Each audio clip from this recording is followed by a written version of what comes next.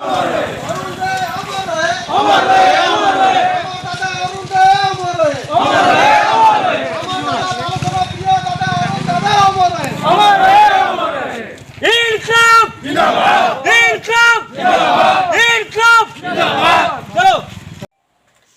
हाय नमस्कार मु देसी पिला आपण को स्वागत करुच्ची मोर यूट्यूब चैनल जार ना हो देसी लाइफ ऑफ विलेज सांग मैंने आज आम पाखे गोटे दुखर विषय जे कारण बालेश्वर जिले में पूर्वतन पांच थर विधायक होता आमर प्रिय दादा श्रीजुक्त अरुण दे आम गहन आउ नहांती आमको छाड़ी चली जाती बालेश्वरवासी कहीं पूरा समग्र ओडिशावासी ए मर्माहत एवं दुखित आम रूपसा झटकल कारखाना समस्त श्रमिक आम एपाई बहुत दुखित और मर्माहित समस्ते कहते दादा आम छाड़ी चलीगले किंतु आमर रूपसा झुटुमिल कल कारखानार समस्त श्रमिक भाई हृदय दादा एवं भी जीवित अच्छा एवं जीवित हो रही से आमपाई चिर अमर हो रही कहीं से आमपाई बहुत किसी कर तो आज मु जीवी आमर कंपानी जो रूपसा झट कल कारखाना से आमर दादा को श्रद्धांजलि सभार आयोजन होपर दादा घर को जाकि जीवार आमर व्यवस्था अच्छी तो आसतु देखा आ दादा घर को जा श्रद्धांजलि दवा।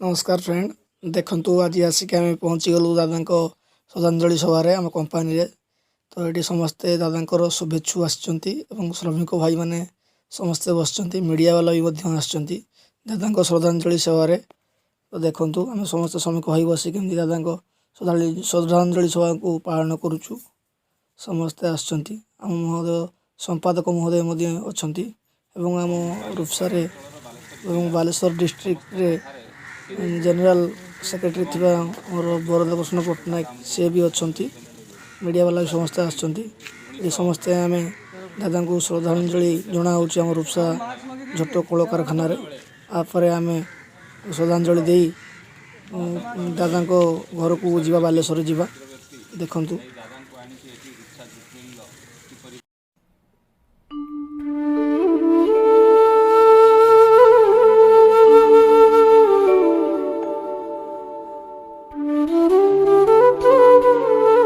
देखु दादा घर को जीवा पूर्वर आमर कंपानी रे अल्प रोषे तो समस्त श्रमिक भाई माने खाऊंच तो खाई सारी दादा घर को बाइक जरिया बाहर तो समस्त श्रमिक भाई माने देखु बसी खाऊंच कैंटीन किसी खाऊँ एठी भी किसी खाऊँ देखो सांग मैंने आम सब खाई सारिक बर्तमान बाहरलु दादा घर को जीवाई तो प्रथम ये स्लोगान दबु स्लोगान दे सारापर बाइक रे समस्त बसी जीवा।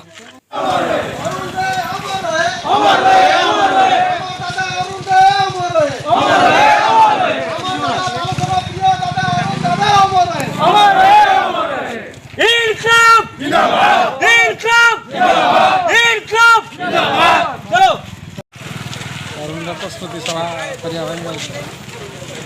चलो अमर बर्तमान आम बाहरलु दादा घर को समस्त बर्तमान बाइक रू बाहरलु देखु समस्त श्रमिक साथी मैंने निज निज बाइक रे बसी दादा घर को जावाई बाहरलु विकास और आम सांग दल भी रेडी समस्ते राजा गाड़ी स्टार्ट कर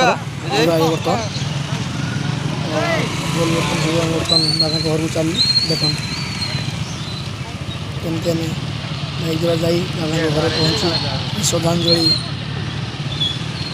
दादा को आम दौचे देख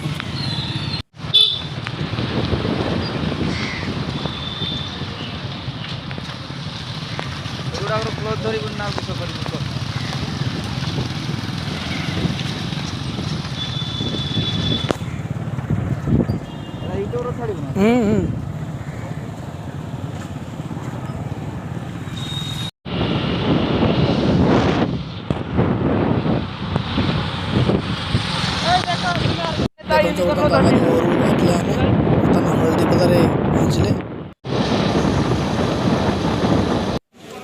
ବର୍ତ୍ତମାନ ତେଲ ଟାଙ୍କିରେ ପହଞ୍ଚି ଆମେ ସମସ୍ତେ ଶ୍ରମିକ ଭାଇମାନେ ନିଜ ନିଜ ବାଇକ୍ରେ ବର୍ତ୍ତମାନ ତେଲ ପକାଉଛେ। ତେଲ ପକାଇ ସାରୁ ସମସ୍ତେ ଏଠି ମିଶିକି ଦାଦାଙ୍କ ଘରକୁ ଯିବୁ। ସମସ୍ତେ ଏକା ହାତରେ ବାହାରିବା। ସମସ୍ତେ ତେଲ ପକାଇ ସାରିଲା ଦେଖନ୍ତୁ ଆମ ସମସ୍ତ ଶ୍ରମିକ ଭାଇମାନେ ତେଲ ପକାଇ ସାଇଟ୍ ଛିଡ଼ା ହେଉଛନ୍ତି ତେଲ ଟାଙ୍କିରେ ଶୃଙ୍ଖଳା ସହିତ।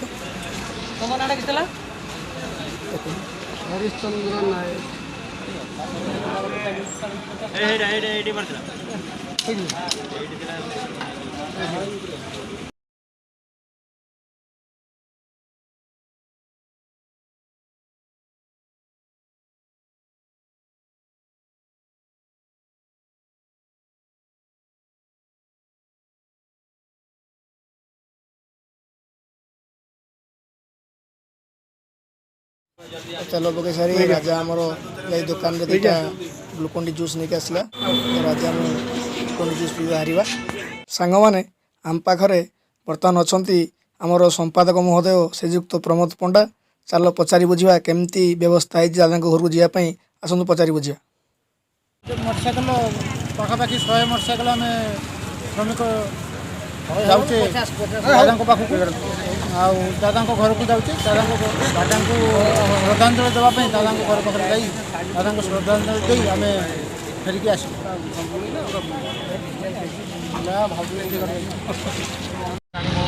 ସାଙ୍ଗମାନେ ଆମେ ତେଲ ପକାଇ ସାରି ବର୍ତ୍ତମାନ ବାହାରିଲୁ ବାଲେଶ୍ୱର। ବର୍ତ୍ତମାନ ବାଲେଶ୍ୱର ପହଞ୍ଚିଗଲୁଣି। ଦାଦାଙ୍କ ଘର ଆଉ ଅଳ୍ପ ବାଟ ରହିଲା। ସେଠି ପହଞ୍ଚିକି ମୁଁ ଭିଡ଼ିଓ ଷ୍ଟାର୍ଟ କରୁଛି। ସାଙ୍ଗମାନେ ଫାଇନାଲି ଆସିକି ଆମେ ଦାଦାଙ୍କ ଘରେ ପହଞ୍ଚିଗଲୁ। ତ ଆସନ୍ତୁ ଦାଦାଙ୍କ ଘରକୁ ଯାଇକି ଶେଷ ଶ୍ରଦ୍ଧାଞ୍ଜଳି ଆମେ ଅର୍ପଣ କରିବା।